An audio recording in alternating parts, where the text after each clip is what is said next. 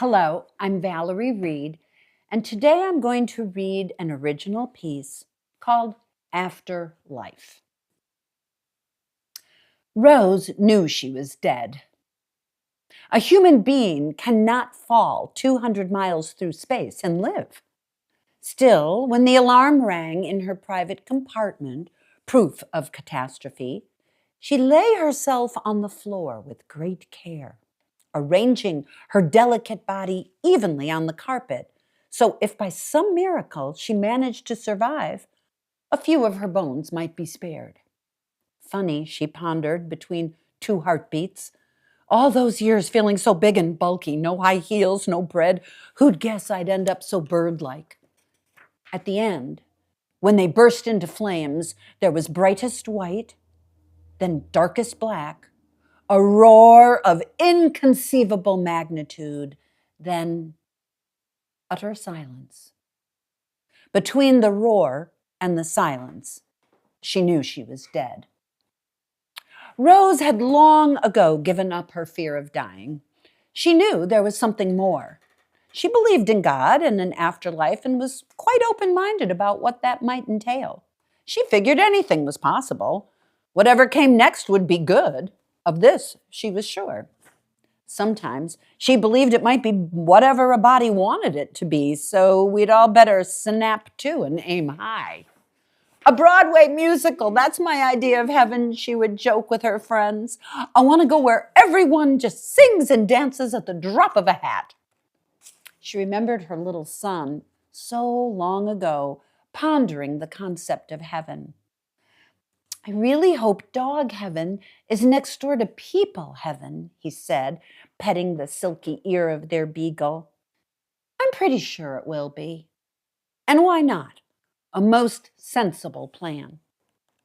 Rose was also certain that when the time came, each of us would be escorted out of here by a loved one or two, because she had heard and read so many accounts of people on their deathbeds speaking to their dearly departed as though they were still alive and right there in the room. In her own family, for instance, after Rose's uncle died, her cousin told her, Dad was talking to your mom a few days before he died, just as though she was still alive and sitting next to him. He talked to Grandma and Grandpa, too. Now, these were level-headed Swedes, not given to whimsy. If Uncle Elmer was talking to his dead sister and parents, Rose had no doubt they were there. They had come to comfort him and guide him into the next world. Her friend Elaine told her of the phone call she got from her brother the morning of his death. There are angels in my room, he exulted. Elaine, get here fast. There are angels in my room. These things happened all the time. So Rose did not fear what was to come. In fact, she liked to refer to it as the next great adventure. She fully expected when her time came that she would simply walk from this world into the next. So no, she wasn't afraid to die, but she'd been in no big hurry either, and that was because she simply loved life on earth so much she hated the thought of leaving it until she was good and ready. She loved everything about the earth, all the sweet, simple things like hot baths and strong coffee, moonlight on water, blizzards, dogs. But for years, it was technology that captivated her and quite possibly induced her to keep on living. She had witnessed the birth of so many fantastic wonders in her lifetime that she had become obsessed with the need to see what would come next. What new extraordinary miracle would become another ordinary part of everyday life, like penicillin had, and computers, ultrasounds, heart transplants, cloning, driverless cars, the cure for cancer, limb regeneration, and pedestrian space travel. Although she would never be downright eager to leave this beautiful planet, Rose was beginning to think she'd seen it all, or at least enough. And she was surprised and a little pleased to find that good and ready was what she'd been feeling lately. At 92, Rose felt she had sufficiently cheated death, and the rest was gravy. In her 60s, 70s, and 80s, she had become a much more cautious woman. Life was suddenly so precarious as she watched perfectly healthy friends drop dead from heart attacks, fall off ladders, and break their necks. Precarious and all the more precious. She knew a fall on the ice or in the shower could finish her. She'd slowed way down to buy more time. But now, having made it this far, she had a new acceptance of her mortality, as though she had nothing to lose. And although she was by no means reckless, a surprising surge of adventure ignited her tired blood.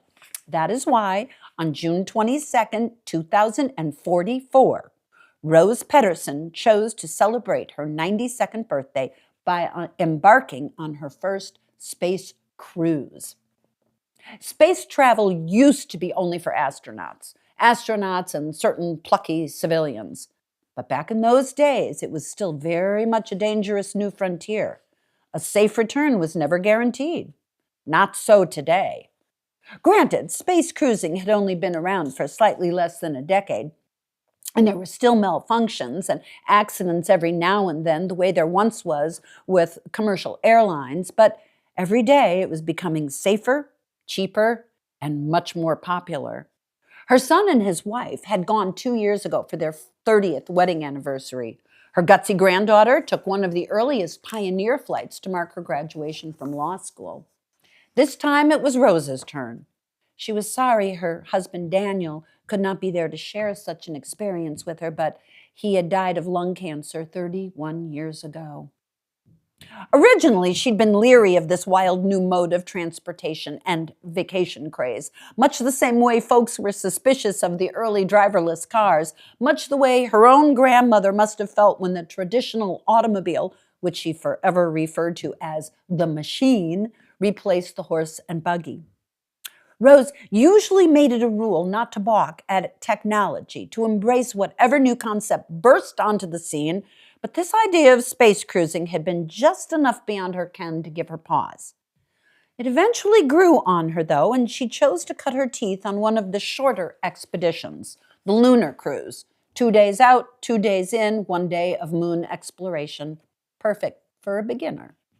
Her son and his wife had helped Rose pack and given her pointers from their own cruise. She had been comfortably settled in her private cabin for less than a day when the malfunction occurred. When Rose heard the alarm, she knew full well what it meant and was fascinated to realize she felt not a shred of fear. Rather, she had a pleasant sense of relief, of solving a mystery. "So this is how I go," she marveled. Still, she continued her lifelong practice of uncrossing her legs and relaxing her body when, as a passenger in a car, she began to think the highway was getting out of hand.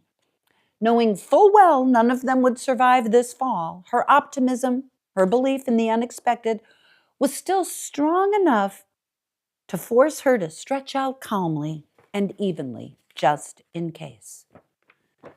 The sensation of accelerated falling was epic. "There are no words for this, no words," she heard herself say. The fall was long enough to give her time to pray and send her love to her family, speaking each name aloud, giving thanks for every minute of her 92 years. She gave no thought to what came next. She didn't need to.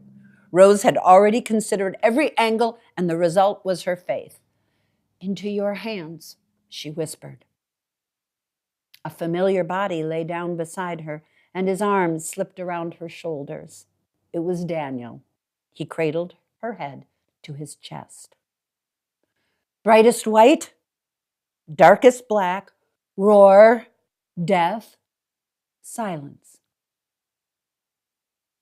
A breeze, cool but gentle, blew against her cheeks.